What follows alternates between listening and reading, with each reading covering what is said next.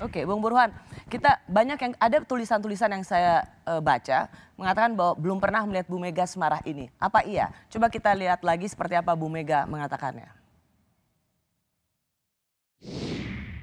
Kalian siapa yang membuat manuver keluar?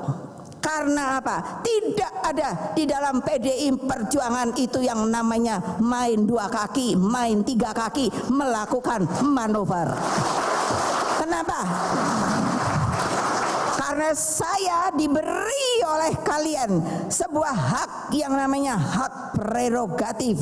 Hanya ketua umum yang menentukan siapa yang akan menjadi calon presiden dari PDI Perjuangan. Ingat loh, lebih baik keluar deh. Lebih baik keluar deh daripada saya pecati loh kamu.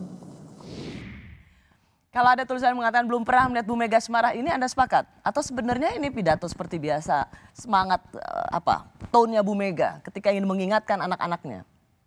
Beberapa kali saya pernah mendapati Ibu Mega pidato dengan tone yang keras. Tetapi kalau dikaitkan dengan persoalan di dalam, itu memang agak jarang beliau mengatakan dengan pilihan kata yang keras seperti kemarin dalam rakernas. Saya bisa potong dikit, Mbak. Kita bisa dengan sangat gampang menggoogle bahwa pada kesempatan yang sangat banyak Ibu Mega sangat marah. Terutama kalau terkait dengan korupsi dan sebagainya.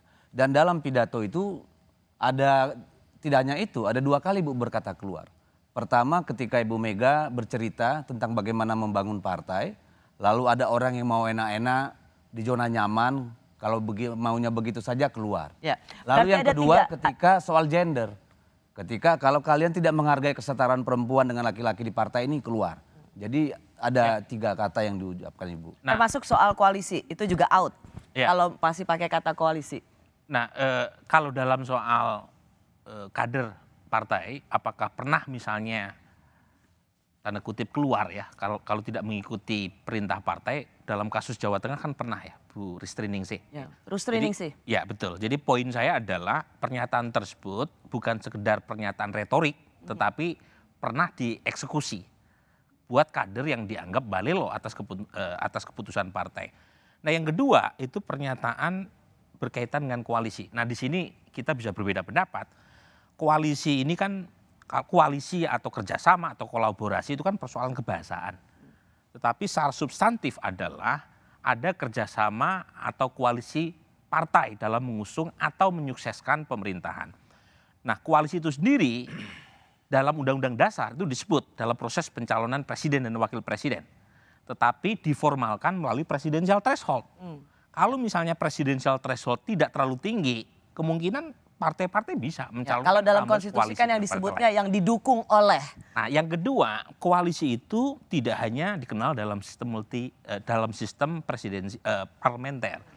Jadi koalisi dalam sistem presidensial juga dikenal, terutama ketika sistem kepartaiannya multipartai ekstrim. Ya. Jadi mungkin begini, kalau di konstitusi, koreksi saya kalau salah, sebutannya adalah gabungan partai politik. Memang betul kata koalisi itu tidak ada dalam konstitusi, tetapi dalam konstitusi itu disebutkan presiden didukung oleh partai politik atau gabungan partai-partai politik. Ya. Sehingga itu yang kemudian disebut dengan koalisi. Ini sebenarnya terminologi dalam ilmu politik biasa. Tidak punya konotasi itu soal apapun. semantik sebenarnya. Very netral secara. Itu soal semantik. Nah dalam sistem presidensial disebut dengan istilah koalisi presidensial. Bedanya dalam sistem parlementer, koalisi itu lebih bersifat permanen, ideologis. Tapi dalam konteks sistem presidensial, orang seperti Juan Lins, orang seperti Scott Mainwaring misalnya menyebut koalisi presidensial itu cirinya 1 tidak bersifat permanen, 2 nir ideologis, 3 tidak bertahan lama. Ya. Jadi, seperti yang sebenarnya kita saksikan saat yang kita ini. alami. Ya. Dan kata Saya kira dalam konteks itulah Ibu Mega memilih tidak memakai diksi koalisi. Nah, dan buat Indonesia kan istilah koalisi ini bukan yang baru juga. Dulu kita kenal ada koalisi merah putih, ya kan? Yang ada Bu Mega juga, gitu loh. Iya kan? Jadi sebetulnya istilah koalisi itu sesuatu yang buat bangsa Indonesia, masyarakat kita sesuatu yang udah biasa juga. Sekalipun memang tidak ada di istilah peraturan perundangan dan segala macam. Jadi ya membangun koalisi itu setiap mau menjelang pilpres pasti istilah koalisi itu muncul. Ada. Tapi kalau koalisi merah putih itu Pak Ya, tapi kan ada koalisi merah putih, ada 2 koalisi kan pada saat itu kan. Koalisi merah putih, satu lagi koalisi apa kemarin? kebangsaan ya. Koalisi kemarin waktu Pak Jokowi dengan Pak JK, Maju ya? Indonesia Maju. Indonesia Maju. Ya.